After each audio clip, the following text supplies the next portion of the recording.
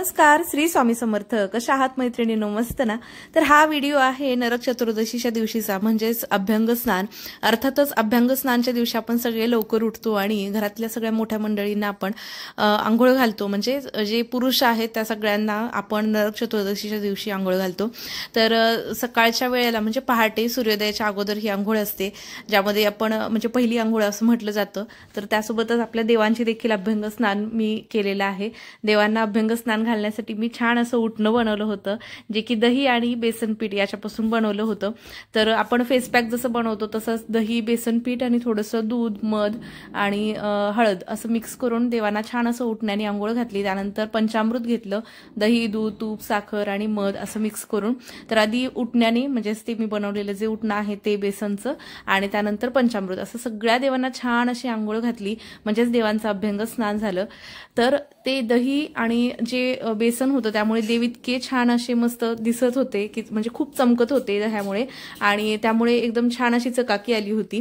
तर आपण असे एरवी देखील म्हणजे देवांचं जेव्हा आपण पंचामृतानं वगैरे अभिषेक करतो ना, तर त्यावेळेला बेसन आणि दही मिक्स करून त्याआधी जर आपण देवांना आंघोळ घातली तर खूप छान असं देवांचं रूप खुलून येतं. तर मी हे बऱ्याच वेळा करते. आणि मग अभ्यंग स्नानच्या दिवशी थोडंसं त्याच्यामध्ये अत्तर देखील टाकलं आणि गुलाबजल. तर अशी छान अशी देवांची एक एक देवांना आंघोळ घातली आणि स्थापना केली देवघरामध्ये. आणि त्यानंतर जे आपण गंध, अक्षदा, फूल वाहतो त्याची पूर्ण पूजा केली. तर अशी माझी देवांची अभ्यंग स्नानची पूर्ण पूजा झाली, म्हणजेच अभ्यंग स्नान झालं. त्यानंतर आमच्या इथे अभ्यंग स्नान झाल्याच्या नंतर एक प्रथा आहे जी म्हणजे गोड आणि तिखट पुऱ्या बनवायच्या. मग ते पालकच्या वगैरे किंवा कोथिंबीर, धने वगैरे टाकून आपण जशा तिखट पुऱ्या बनवतो, म्हणजे मिरची वगैरे टाकून मिक्सरमधून, तशा वाल्या तिखट पुऱ्या आणि गोड म्हणजे जे गुळाच्या कापण्या असतात त्या गोड पुऱ्या. तर असे दोन प्रकार केले जातात. आणि जो फराळ असतो आपला दिवाळीचा, मग जे काही पदार्थ बनवलेले असतात आतापर्यंत ते, आणि ते गरम पदार्थ म्हणजे तिखट गोड पुऱ्या आणि दही, असं एक आमचं हे असतं. म्हणजे दरच वर्षी आम्ही हे करतो. किंवा बऱ्याचशा ह्या भागामध्ये आमच्या इकडच्या बरेचसे हेच करतात अभ्यंग स्नानच्या दिवशी. तर त्यानंतर ते सगळं केलं आणि जे फराळ आपला जो बनवलेला असतो तो त्याच्यासोबत नाश्त्यासोबत वाढला जातो. तर फराळाचं मी आतापर्यंत काही केलेलं नाहीये, पण मी आज माझा पहिला पदार्थ बनवणार आहे, जो की मी तुमच्यासोबत शेवटीला व्हिडिओच्या शेअर पण करणार आहे. आणि त्याच्यामध्ये माझ्या मुलाने पण खूप मला मदत केली, जे की त्याच्या आवडीचा पदार्थ आहे शंकरपाळे. तेव्हा त्याच्यापासून आपण सुरुवात केली दिवाळीच्या फराळाला.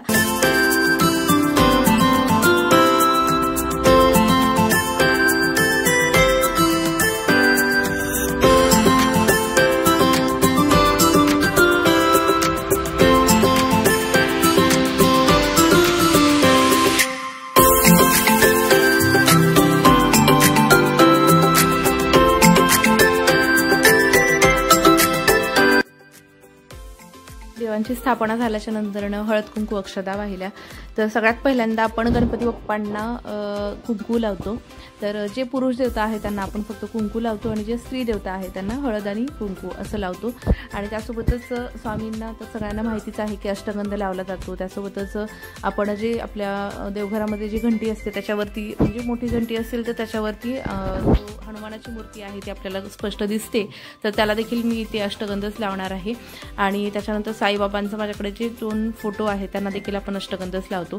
तर असं मी सांगते फक्त की म्हणजे चुकून पण काही जण काय करतात की महादेवांच्या मूर्तीवरती हळद कुंकू, परत जे आपण नाही करायला पाहिजे तर चुकून गोष्टी होतात आपल्याकडून, स्वामींना कुंकू. तर जे स्पेसिफिक गोष्टी आहेत ना, की ज्या देवांसाठी जे आपल्याला हवंच असतं, जसं की झेंडूचं फुल आपण महादेवांना वाहत नाही, त्यानंतर तुळस जी असते ती आपण गणपती बाप्पांना वाहत नाही. तर असे छोटे छोटे नियम असतात देवपूजेमधले, जे की बऱ्याच जणांना माहिती नसतात, त्यामुळे चुका होतात. तर असे आपण छोटे छोटे नियम जे आहेत ते पाळलेच पाहिजेत असं मला वाटतं. त्यानंतर आपण जो काही जेवणाचं म्हणजे जेवण आपण बनवतो स्वयंपाकघरामध्ये, ते कधीही न उष्ट करता आपण देवांना दाखवलं पाहिजे. आणि त्याच्यानंतरच तो म्हणजे तो एक प्रसाद समान असतो की आपण जे काही देवपूजे म्हणजे झाल्याच्या नंतर फक्त साखर किंवा दूध ठेवणं, हे रोज रोज देवांना तेच नैवेद्य दाखवण्यापेक्षा भाज्या, असं जे आपण रोज बनवतो स्वयंपाक, रोजचा आपण बनवतोच काही ना काहीतरी, चपाती भाजी भात वरण जे काय असेल ते, तर ते आपण मनोभावे देवांना तेच दाखवलं पाहिजे. दाखवताना पाण्याचं एक चौकोन भरीव केला पाहिजे, त्याच्यावरती आपण ताट ठेवून तुळशीपत्र ठेवून मग ते दाखवलं पाहिजे. असे छोटेसे नियम आहेत देवपूजेमधले. त्यानंतर आम्ही संध्याकाळी शंकरपाळे बनवले.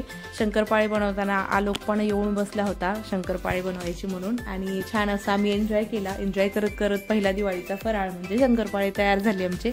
तर मी इथे रवा आणि मैदा मिक्स केलेला आहे आणि त्यासोबतच पिठी साखर घेतलेली आहे आणि त्यामध्ये तुपाचं मोहन घातलं, मिक्स करून घेतलं सगळं आणि त्यानंतर थोडंसं पाणी टाकून, काही जण दूध पण टाकतात, मी इथे पाणी वापरलेलं आहे. आणि फक्त एवढंच की दूध टाकल्यानंतर थोडंसं पांढरट होतात, म्हणजे पांढऱ्या कलरचे होतात, आणि पाणी टाकल्यानंतर थोडंसं म्हणजे गव्हासारख्या कलरचे होतात. तर मी इथे पाणी टाकूनच केलेले आहेत आणि त्यांना छान मळून घेतलं आणि त्यानंतर जे आपलं शंकरपाळ्याचं लाटणं असतं त्याने लाटून तळून घेतले छान. तर शंकरपाळे आमचे तयार झाले. त्यानंतर आलोकने गणपती बाप्पांना दाखवले आणि म्हटलं गरम गरम आहे तोपर्यंत छान खावा, छान लागतात. तर त्याने गरम गरम मस्त एन्जॉय केले. तर असा आमचा दिवाळीचा पहिला फराळ तयार झाला. तर हा व्हिडिओ बराचसा उशिरा येतोय, त्याबद्दल सॉरी, कारण की एडिटिंगसाठी मला टाईम नाही भेटला. तर असेच आणखीन व्हिडिओ आहेत जे की लक्ष्मीपूजनचा आहे. तर stay connected and thank you for watching. तर देवांचा अभ्यंग स्नानचा व्हिडिओ कसा झाला तर नक्की मला कमेंटमध्ये सांगा तुमची प्रतिक्रिया, मला ते वाचायला फार आवडेल. आणि तसेच तुम्हाला व्हिडिओ असेच आवडत असतील तर नक्की चॅनलला सबस्क्राईब करा आणि हॅपी दिवाळी टू ऑल.